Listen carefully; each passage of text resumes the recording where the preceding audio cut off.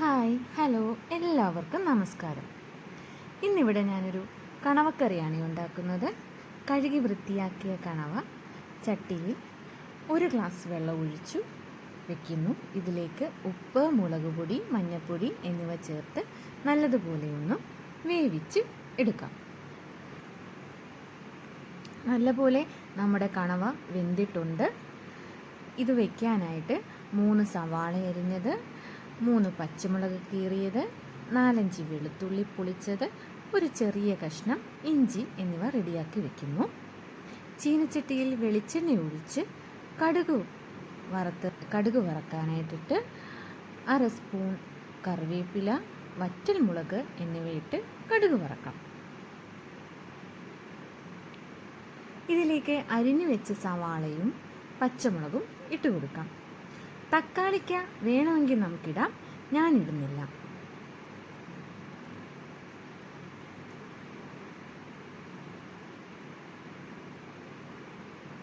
ഇത് ഒരുപാട് നമ്മൾ വഴറ്റിയെടുക്കുന്നില്ല, ഒരു പരുവത്തിനുള്ള വഴറ്റലേ ഇത് എടുക്കുന്നുള്ളൂ. ഇത് ഒരുപാട് വഴറ്റി എടുക്കേണ്ട കാര്യമില്ല.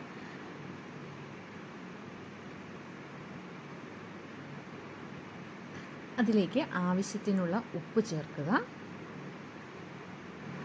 നമ്മുടെ സവാളയും പച്ചമുളകും ആവശ്യത്തിന് വഴന്നിട്ടുണ്ട്. അതിനകത്തേക്ക് വെളുത്തുള്ളി ഇഞ്ചിയും ചതച്ചിട്ട് കൊടുക്കുന്നു. അതിലേക്ക് ഞാനൊരു 1/2 സ്പൂൺ പെരിഞ്ജീരകം കൂടി ചേർത്തിട്ടുണ്ട്. എന്നിട്ട് വഴറ്റിയെടുക്കുന്നു. ഇതിലേക്ക് 1 സ്പൂൺ മുളക് പൊടി, 1 സ്പൂൺ മല്ലിപ്പൊടി എന്നിവയും കൂടി ചേർത്ത് കൊടുക്കുന്നു. അതിൻ്റെ ഒരു പച്ചമണം മാറുന്നിടം വരെ നമുക്ക് നല്ലപോലെ ഒന്ന് വഴറ്റിയെടുക്കാം. ഇത് നമുക്ക് വേവിച്ച് വെച്ച കണവയിലേക്ക് ചേർത്ത് കൊടുക്കാം. എന്നിട്ട് നല്ലപോലെ ഒന്ന് ഇളക്കി അടച്ചു വയ്ക്കാം.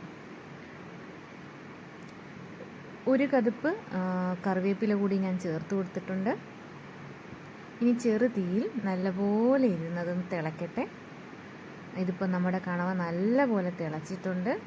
ഞാൻ ഈ കറിയിൽ ഒരുപാട് മസാലകളോ എരിവും ഒന്നും ചേർത്തിട്ടില്ല.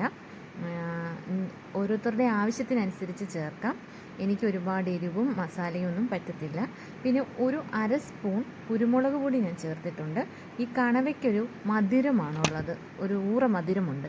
അത് മാറാനായിട്ടാണ് ഈ കുരുമുളക് പൊടി ചേർത്തത്.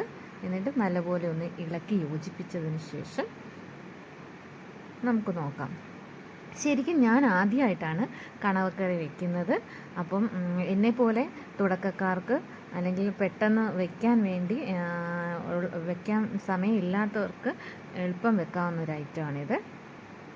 എല്ലാവരും ഒന്ന് പരീക്ഷിച്ച് നോക്കണേ. Thank you for watching.